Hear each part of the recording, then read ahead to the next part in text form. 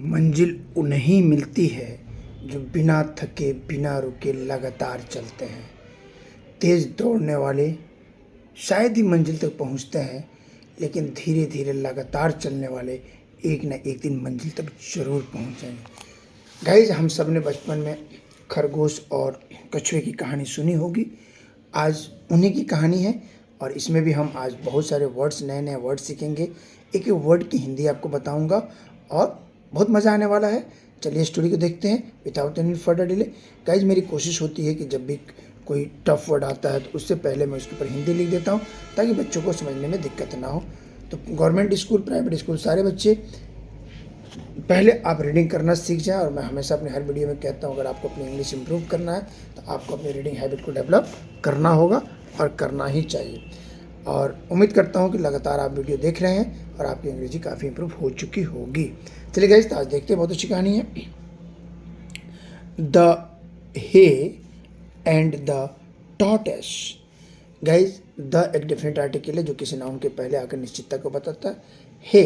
है का मतलब होता है खरगोश, है का मतलब होता है खरगोश, एंड मैंने और, द इसे टॉर्टोइस कहेंगे, इसको टॉर्टोइस नहीं बोलेंगे गाइस, इसे टॉर्टोइस बोलेंगे। टॉर्टोइस मैंने कछुआ, यानी खरगोश और कछुए की ये कहानी है। चलिए, बहुत अच्छी कहानी है, इसे सबने पढ़ा होगा, बचपन में सुना होगा। इस स्टोरी को हम लोग देखते हैं। A he always boasted about his speed. एक खरगोश, ऑलवेज हमेशा, बोस्टेड घमंड करता, हमेशा एक खरगोश हमेशा घमंड करता था, अबाउट हिज स्पीड अपनी तेज गति से भागने पर वो हमेशा घमंड करता था। वन डे एक दिन, ही डेयर्ड उसने यह घोषणा किया, डेयर्ड किया, हिम्मत बताई, someone to the challenge him to a race. एक दिन जंगल में सारे जानवर बैठे थे तो उसने एक चैलेंज किया सभी जानवरों को कि मुझसे ज़्यादा तेज कौन दौड़ सकता है, मुझसे ज़्यादा कौन आगे बढ़ सकता है। उसने ऐसा चैलेंज किया। गाइस, अ टॉर्टोइस चैलेंज्ड हिम। अ टॉर्टोइस एक कछुए ने, चैलेंज्ड यानी चुनौती दिया, हिम माने उसे, एक कछुए ने उसे चुनौती दिया। सीन डैट यह देखकर all the animals in the forest laughed at him. All the animals सभी जानवर, इन द फॉरेस्ट जंगल में के, लाफ्ड, लाफ का थर्ड फॉर्म लाफ्ड यानी हंसे। ये सिंपल पास्ट टेंस है गाइस। मैं अक्सर कहता हूँ कोई भी कहानी जो होती है 90% स्टोरी सिंपल पास्ट टेंस में है तो उसमें ईडी लग जाता है, यानी कि हंसे या हंसा, एट हिम उसके ऊपर। जब उन्होंने देखा कि एक जो कछुआ है वो खरगोश से चैलेंज ले रहा है दौड़ने में, सभी जानवर उसके ऊपर हंसने लगे। बट लेकिन डैट डिडंट डिस्करेज हिम, लेकिन वह इससे हतोत्साहित नहीं हुआ। Did not, simple past tense में जब नेगेटिव सेंटेंस होता है तो डिड हेल्पिंग वर्ब में नॉट आता है और उसके बाद जो वर्ब का पहला फॉर्म होता है तो डिस्करेज। डिस्करेज में तो हतोत्साहित करना, कोई काम आप करना चाहते हैं और कोई आपको कहे आपको तो उसे डिस्करेज कहते हैं। द नेक्स्ट डे अगले दिन, ऑल द एनिमल्स सभी जानवर, gather at the starting point. अगले दिन जंगल के सभी जानवर उस गैदर इकट्ठा हुए, एट द स्टार्टिंग पॉइंट। जब कोई दौड़ लगती है, दौड़ा जाता है तो एक स्टार्टिंग लाइन बनाई जाती है और एक फिनिशिंग लाइन बनाई जाती है। जहाँ से दौड़ की शुरुआत होती है स्टार्टिंग लाइन होता है और जहाँ ख़त्म होती है फिनिशिंग लाइन। तो अगले दिन सभी जानवर बहुत एक्साइटेड थे कि कछुआ और खरगोश के बीच की दौड़ है। चलिए देखते हैं कि आगे क्या होता है। Sorry guys. As the race started, as मैंने जैसे ही, द रेस दौड़, स्टार्टेड शुरू हुआ, जैसे ही रेस शुरू हुआ, the hare ran and soon left the tortoise behind. जैसे ही रेस शुरू हुई, द हे यानी खरगोश, रन का सेकेंड फॉर्म रैन, दौड़ा, एंड सून जल्द ही, लेफ्ट द टॉर्टोइस बिहाइंड और खरगोश दौड़ना शुरू कर दिया और बहुत जल्द ही उसने खरगोश को अपने पीछे छोड़ दिया। बिहाइंड मैंने के पीछे।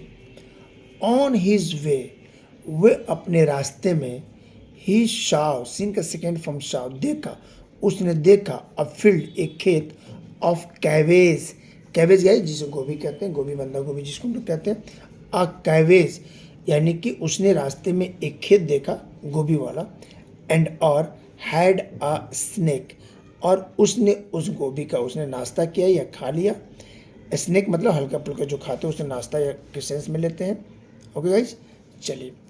आफ्टर ईटिंग, खाने के बाद, ही फेल्ट, फील का सेकेंड फॉर्म फेल्ट, उसने महसूस किया, sleepy and took a quick nap, जैसे उसने उस कैबेज को खाया तो उसने महसूस किया, ही फेल्ट, उसने महसूस किया, स्लीपी यानी नींद आने का, जब आदमी खाना खा लेता है तो सुस्ती आती है, उसे भी सुस्ती आने लगी। एंड और टुक, टेक का सेकेंड फॉर्म टुक यानी लिया, या मैंने एक क्विक मैंने छोटा सा, नैप मैंने झपकी, वो खाते ही एक छोटी सी झपकी उसने लिया। बट लेकिन the tortoise didn't give up and slowly crawled its way to the finishing line.